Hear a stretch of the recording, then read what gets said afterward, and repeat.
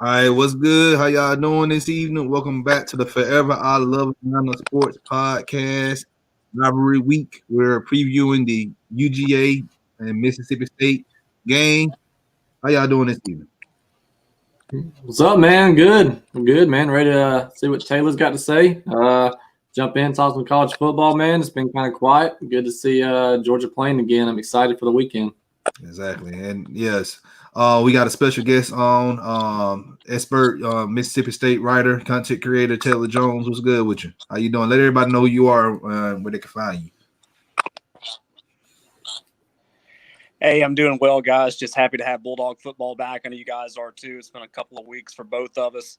But you can find us on social media. My personal account is at Taylor Jones with 2 underscores at the end. Our podcast Twitter and Instagram account is Locked On Miss State. That's at Locked On MISSST. We put out a podcast every day, and we've been previewing the game all week and finally ready to put hay in the barn and get this thing played on Saturday. Now, you said something about Bulldog football. Now, look, there's only one Bulldog football in the SEC. You know that, right? Yeah, trust me, I know. I was born in Georgia, grew up just over the Georgia line in Alabama. So there's a DOG and then a DAWG. So we'll let you guys have the dogs, and we'll be the dogs, if you will. All right. Hey, okay. Hey, he's a fellow LaGrange person. He said he's from LaGrange. Oh, yeah? You from LaGrange, Georgia? I was, born in LaGrange, and LaGrange, Georgia. I live in Randolph County, Alabama right now. Mm-hmm. Wow, man. I'm born and raised in LaGrange. I still live in LaGrange, man. Good deal. Small world. I'm sure we probably know a ton of the same people. Yeah, being in Troop County, Trap County as you call it, yeah, you probably do. Yeah, Trap County, that's it. Well, All right. So what's the news for the in college sports? yeah, so pretty quiet, to be honest. A couple of the bigger schools had some news on the front. I don't think anybody missed the news of Kirby. Not fully committing, but pretty much going out there saying that JT is going to get the start. Don, what do you think, man? A week too late? Why does he not start against Florida? What are we doing? Man, look, there's something that we don't know as far as his medical report, man. That's the only thing I can think of right now. Yeah, it's a double-edged sword Kirby's on right now, starting him now, because say he comes out hot. No offense against Mississippi State, but say he comes out hot. It's going to be one of those, why have you been playing him? Has he truly been, is it health? Is it conditioning? Is it getting the playbook? The reps with the first team now? But big news, though, again, Kirby continues to be a 5-star recruiting machine, man. Smell Mondon, sorry. He's out of Paulding County. He committed to UGA this week. He's a 5-star linebacker. Going to make some noise probably coming in his freshman year. So, again, a 3-2 Georgia team, don't matter, right? Kirby's spitting something good. So, it's a big recruit. They were fighting hard with Tennessee and Auburn, pulled away with that one. So, shout out to Kirby for landing that. And he also hinted, for those of you that really care at all about the jersey, I don't think it matters in the game, but he hinted at maybe possibly doing the alternate jersey, which would be the black, assuming that Mississippi State does go with their maroon colors. So hopefully it won't be addressing to their own funeral, right? So, but yeah, they might be. Don knows all about the black jerseys, the history. So yeah, I never. But another news, Georgia Tech, man, another week that COVID has just knocked them down. Not their fault. Miami's had some rampant cases, kind of step up and shut that program down right now. So another silent week for Georgia Tech, unfortunately. They did have a QB enter the transfer portal. So James Graham, who was the backup, was not just a nobody. So, number one goes down, they're going to be scratching their heads. He appeared in 11 games last year, but he's only gotten into one, obviously, this year as he lost his starting job. And he's a former 4-star recruit and was a part of that 2018 class. that they put together up there. So might not sound like big news, but I mean they'll be scratching their heads, getting that third string ready for backup duty now. But other than that, all's quiet on the Hail Southern and Georgia State end. All right. Speaking of Georgia Southern and Georgia State, we will be covering that rivalry game, in-state rivalry game, this upcoming Tuesday. So that'll be an early, Thanksgiving holiday episode. We ain't doing no show on Thursday because I'm gonna be laid out somewhere like with a belly full. Who you telling? I'm telling you. But hey, if y'all new to the channel, y'all already know what to do.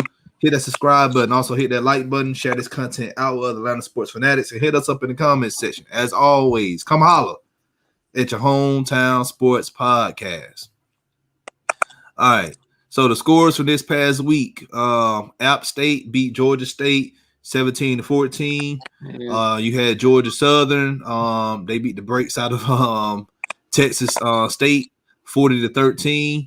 And we know the big schools in the state, UGA and Tech, they was on bye. Well, Tech had to cancel that game against Pitt because of COVID. So, all right, upcoming games. Georgia State will play South Alabama this Saturday at 4 p.m. That game will be broadcasting on ESPNU. Georgia Southern, they go up to West Point and play Army, and that game is at noon on CBS. And then you have UGA versus Mississippi State at 7:30 p.m. That's a night game. And that game is going to come on either CBS or the SEC network, whichever region you are living in. So let's talk about this. We talked about this earlier. JT Daniels is going to start this Saturday. How you think he's going to favor against Mississippi State? Now, we know Mississippi State right now, their defense is not looking that good, but it's his first start with the Bulldogs, so anything can happen. Yeah, I mean, I don't look for them to make him do too much. I think they're going to give Zeus the ball, pound it, let that offensive line kind of dominate in the trenches, set up some small slants here and there. I don't expect them to honestly ask him to do too much. Just to your credit, I think that Trent's game's too strong for UGA, and Zeus is probably going to have a pretty big game. So if JT just all he's got to do is manage the game, right? So we say be a manager of the game, and that's what I expect him to do. Don't make mistakes to give the other team an opportunity to get back in the ball game. We saw Mailman kind of start few of those mistakes, and that was his calling card, right? I know he has a joint issue, but Kirby had to pull him to the side and say, look, we got to make a change. And I mean, it's not just the injury, but just making plays that you're just, what are you doing? Who are you throwing the ball to? You're just throwing it up and away. So I don't really expect him to ask much of JT. Just manage the game and don't turn the ball over. Yeah, that's pretty much. What's your take, Taylor? It'll be very interesting to see how JT Daniels does, it being his first start. Mississippi State's got some quarterback issues as well. Not really some issues, but just figuring out who the guy is week in and week out. We've seen KJ Costello throw for over 600 yards, but he's battled some injuries, hasn't really shown signs of getting back to 600 yards since then. And then you've got Will Rogers, who knows the system in and out. He went to the same high school that Gardner Minshew did. He's quarterback at Jacksonville now and was quarterback for Coach Leach at Washington State. And that was the same high school he went to, same system he went into. But he's a true freshman. And that's really the big difference for Mississippi State heading in to that, too, is they've got their own backfield that's full of youth as well. Coming into the year, that was something that the defensive coordinators and all were talking about earlier this week was you have a graduate transfer at quarterback, KJ Costello from Stanford. You have probably one of the best backs in the SEC in Kylan Hill. KJ Costello battling injuries. Kylan Hill is elected to opt out, and now you've basically got freshmen running the show in the backfield. Mixing that in with the two quarterbacks going at it and seeing how the young running backs do in a tough stadium such as Sanford Stadium. I've been there before. It's pretty loud. I know it's not going to be the place that we all know and love because of COVID and crowd restrictions and all, but it's still going to be a rocking place, and it's just going to be interesting to see how those freshmen go up against JT Daniels, a guy that's also getting his first start in front of Sanford Stadium as well. That's going to be an atmosphere that I'm sure he's never played in as well. Yeah, you got two former Pac-12 quarterbacks going at each other this weekend. That's weird. It's unique. Yeah, it is. Yeah. All right. So Mississippi State right now, y'all got 2 wins for the season. And this Leach first year. We know that first game that y'all played against LSU, and we man, and Mississippi State might do some things this season. And it just been downhill since then, man. Explain to everybody what's going on in Starkville.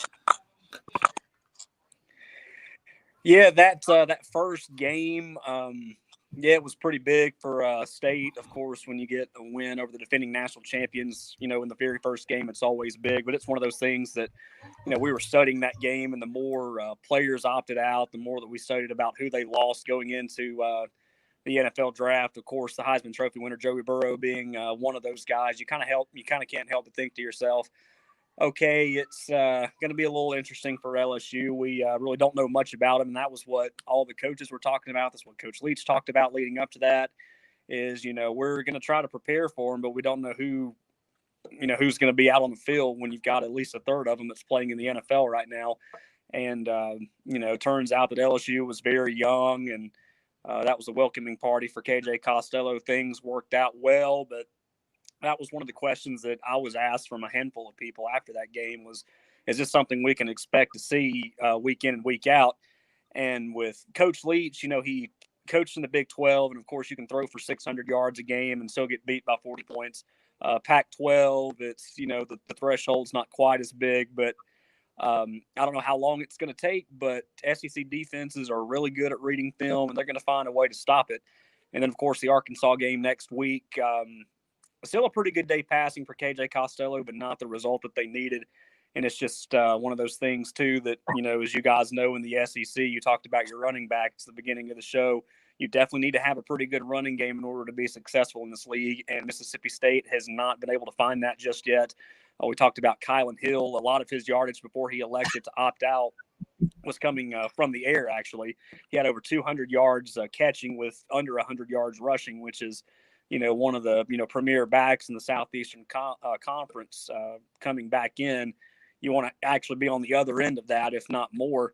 And then you've got 2 freshman backs that are, pretty much done the same thing. They've gotten some carries, but for the most part, we're seeing, under 50 yards rushing a game when they're throwing for, 250, 300 yards a game. So just kind of finding that identity and really allowing Coach Leach to get used to being in the SEC again, because the last time he was in the SEC, he was with Kentucky back in the late 90s with Hal Mumme, and things have changed a lot since then.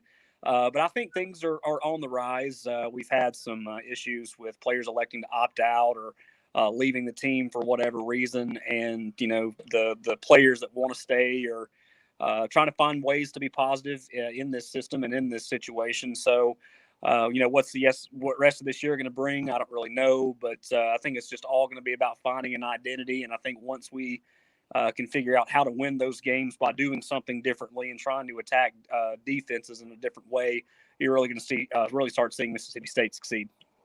Yeah, I think. Is it as simple? I mean, they just the teams are just dropping 8 in coverage, right? I mean, I know that Leach has seen it. Yeah, a lot of these receivers probably haven't, right? So it seems to me that they need to.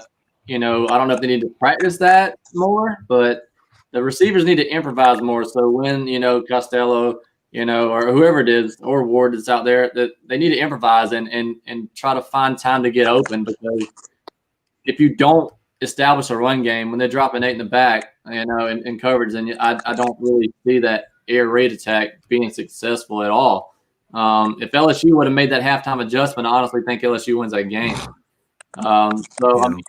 So what do you attest to that? I mean, is that just coaching? Is that Leach now really seeing, the adjustments he needs to make versus the defenses, or is it a little bit of both? Receivers getting a run game started. It's actually one of those things that I think, in a couple of years we'll really start to figure out, because you have these guys that a lot of these guys were Dan Mullen's recruits. Actually, Dan Mullen hasn't been that long since he left Mississippi State, and Joe Moorhead was there for a couple of years. And then, of course, Coach Leach being here now, like the true freshman quarterback we have right now, he committed right after Dan Mullen left. So it doesn't seem like it's been that long ago, but it actually has. And the one thing that Coach Leach says about the air raid system is he says that it's not about setting up the defense for something. It's not, okay, we're going to run it here for a couple of plays and see what happens. And then once the defense, we kind of lull them to sleep, if you will, we're going to hit them over the middle. It's what are they giving you right this second? And with Coach Leach's system, he's been doing this for years, seeing how Mummy created the system back in the 90s down at old Valdosta State down in South Georgia. And that's something that they've worked on. It's a craft that they've worked on for years. But when you've got teams that are used to not throwing as much, you've got a team that's used to running the football and offensive linemen that aren't quite used to being in that system too. It's going to take just a little bit more time to get used to, but it's, a good point that you brought up. That's how the air raid system works, is because you take what the defense gives you at that particular moment, and you've got to adjust just like that. And that's what makes the air raid such a thorn in so many people's side. And once you figure it out, then, you figure it out. Right.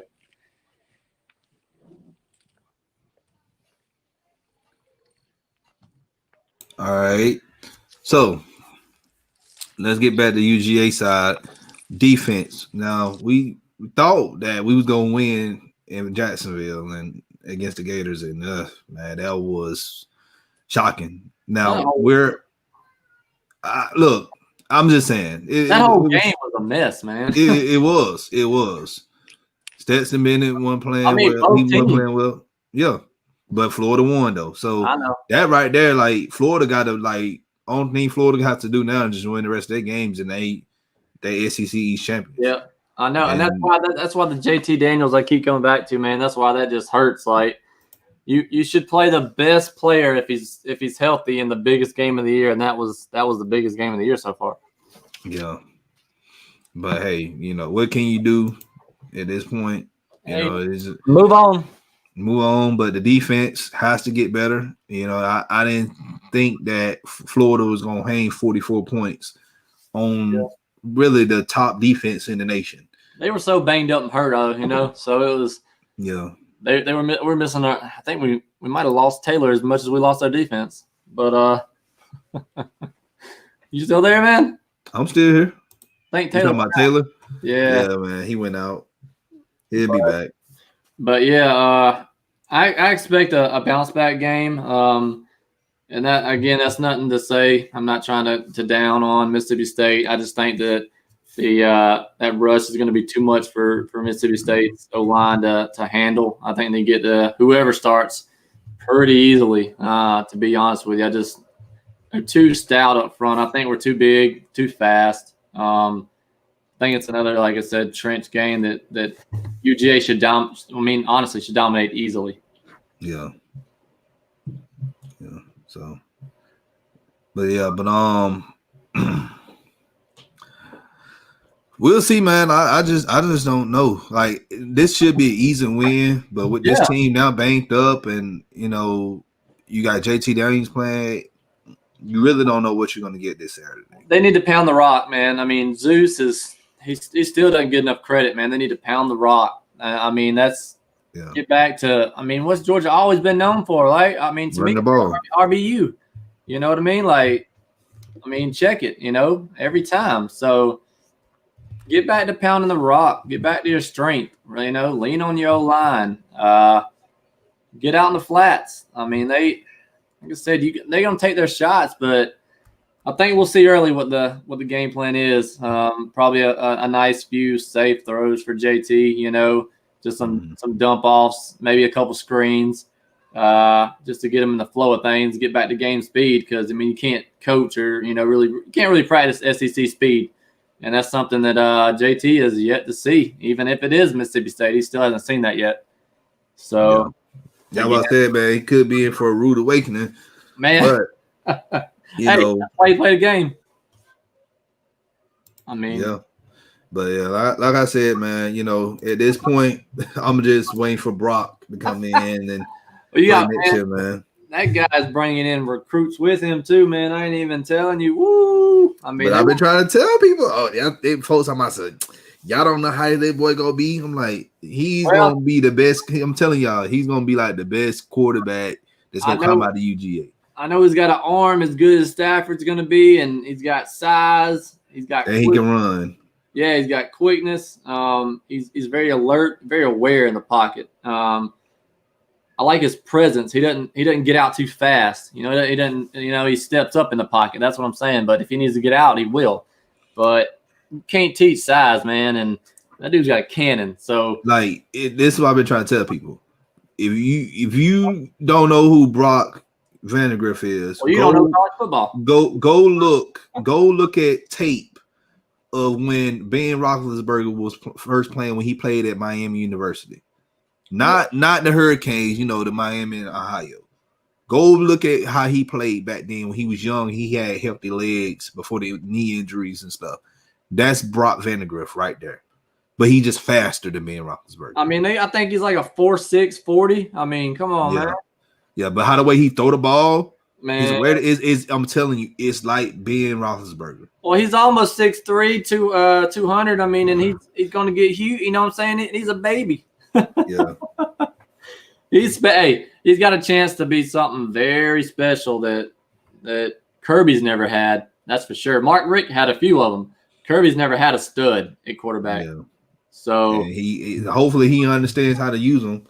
You know. Well, I guess sorry, I worded that wrong. I worded that totally wrong. We did have a stud. We did have Justin Fields. So we did have a stud. Hey, he popped back up. So Kirby did have a stud. So to your point, I really do hope that hey, sorry about that, guys. I'm back now. You good. I want to start next year. I don't care, man. Because I know JT, you know, can come back for another year next year, but I want him to start. I want Brock to start. So I don't know. But here's the thing, though. You got folks that sit here and uphold Kirby in his foolery. Like they saying, well, it's not Kirby. Y'all blaming Kirby for the quarterback situation. Like, it is his fault. The head coach. You playing the wrong person. Who do you think was in that room saying, yo, mom and daddy, you know what? This guy needs to come to our school and play for us and this and this and this. Well, you know what? Put the kid on the field, man. Like, I just don't understand. Like, sometimes you got to take – you have to hold coaches accountable. Eric Taylor. All right. I read your article. All right. I try not to get too much in it, but I do follow. I like 247 Sports. I don't like this though. And this is a long way back. This is April. All right, so a lot has happened since April, right? The whole world's changed since April. Man, you could never guess who they compared Brock to. He's actually like as far as a quarterback in college right now. Who they compared him to? In college right now? Yeah. I couldn't make this up. Trevor Lawrence.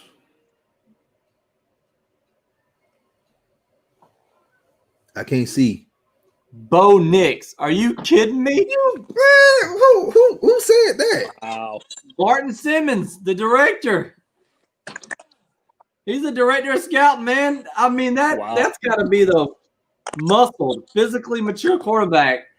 Is he? You sure you don't mean like? I don't know, bro. I know I need to take a picture of your face right now, man. Like, maybe he meant Bo somebody else. I don't know. Bro, like, oh my God. They pay these people to make these dumb takes. Sign me up. Bro, Bo Wallace, maybe he meant Bo Jackson, but like the quarterback just got it wrong. Oh my goodness, man. We talking about Brock Vandegrift, the quarterback that's gonna be the recruit that we got to come to Georgia next year. They compared this man to Bo Nix. Yeah. Mm. Wow. Man, they gave us all the change. Are they sure they're not talking about Bo Wallace?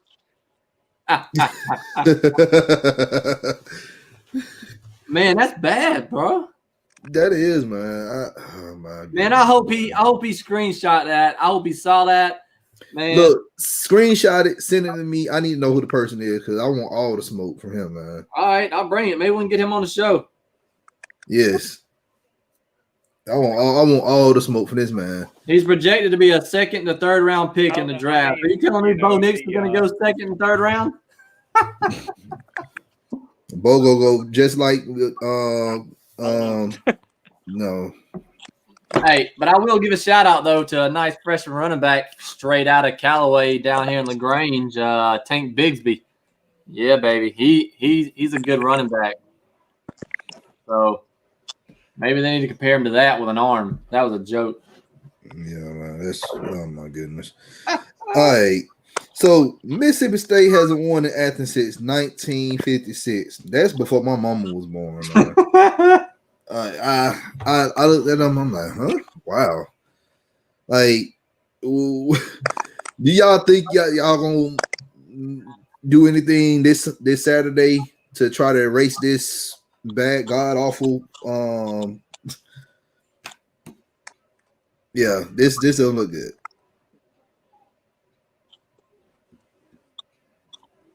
It would be nice, but I don't see it going that way, unfortunately.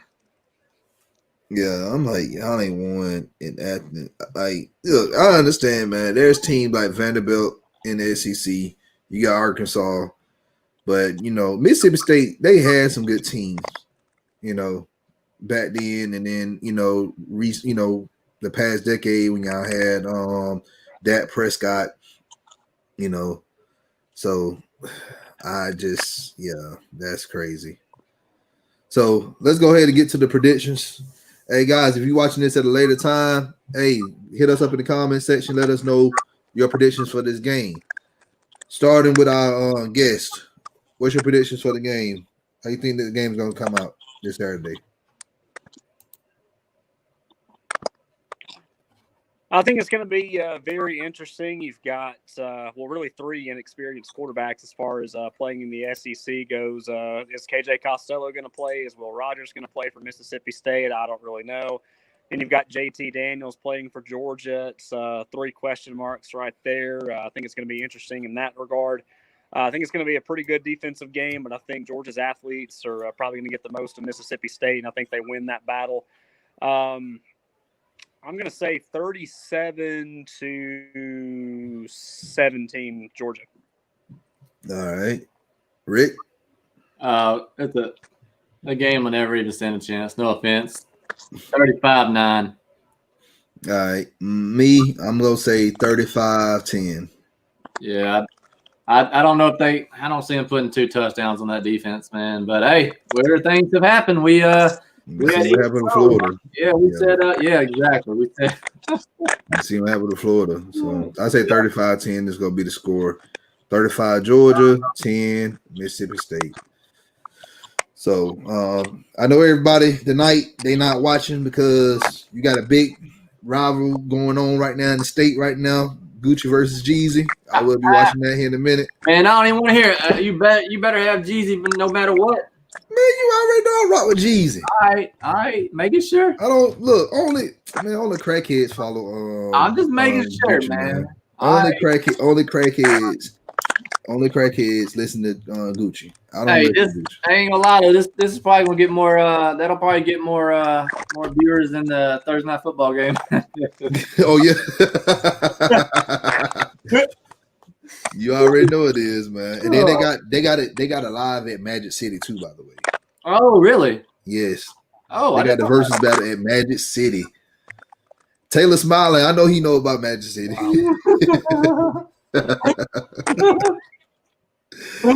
Taylor know about Magic City. Whatever, man. Never. I gotta figure out how I know you.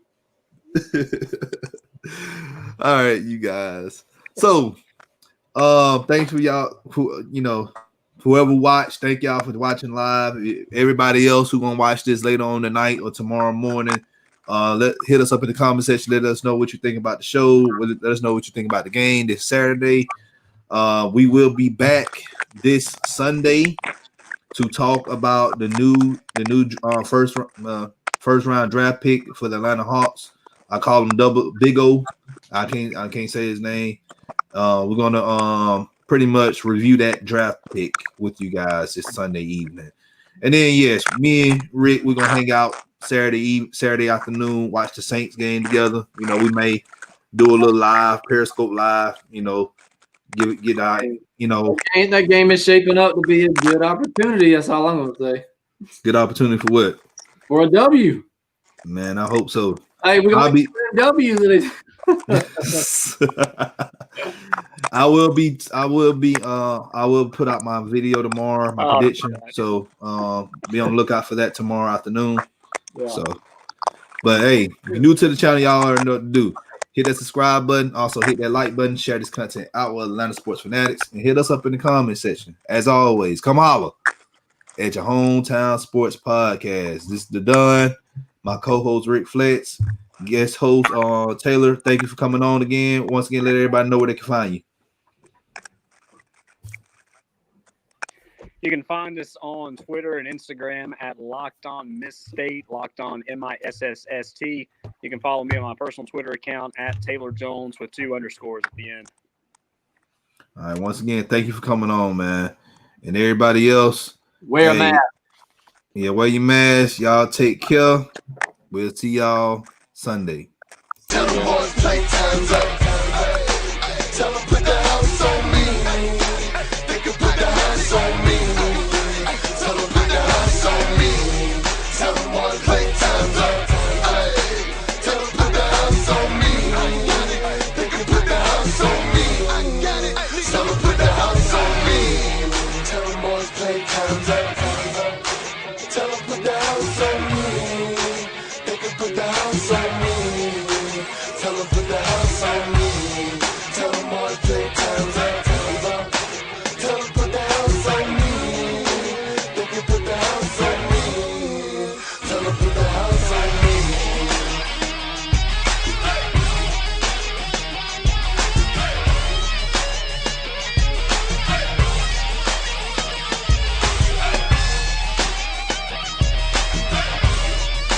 Tell them put